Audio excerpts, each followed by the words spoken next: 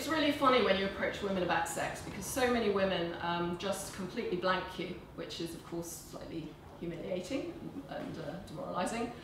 And others will suddenly will say, oh, that's fantastic, and they'll sit down and a cup of coffee or lunch or something, and suddenly they're just, straight into it, and you kind of think, wow.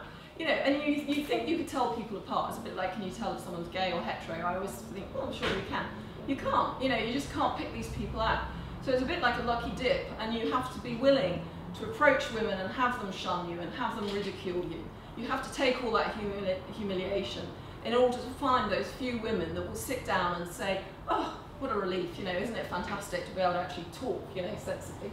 So anyway, Caroline was one of those women. She was a lovely looking woman. She was 39, she was an ex-model, so to die for. But she explained to me similar story to Rose, really, that she'd had a boyfriend from early days, 16, 17. Then she had a bit of a gap, and she said she discovered masturbation when she didn't have a boyfriend. And when she went back to sex, she found that she'd used clitoral stimulating herself with a man. But she did comment that a lot of men weren't happy for her to do that. And I thought, it's just an interesting perspective, that men sometimes have this conviction that it's their job to make this happen for a woman. And the idea that she's got to do it for herself, well, then they feel that they're not performing, or they're not sort of providing the pleasure that they feel it's their job to do. I mean, obviously a lot of these things are emotional and things you can't change about the way you feel.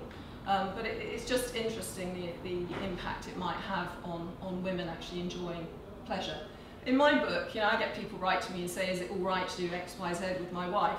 And I say that, I'm a very liberal person, but the way I see it is, if you're two adults and you enjoy doing something and you're having fun and you're married, for heaven's sake, what does it matter? Why worry? But then I'm not religious, and I don't have, these perhaps concerns that other people might have, which I fully respect. But I think that it's about balancing sexual pleasure versus your own moral beliefs about who you are as a person and how you feel about your relationship. So for everyone, it's a very personal balance.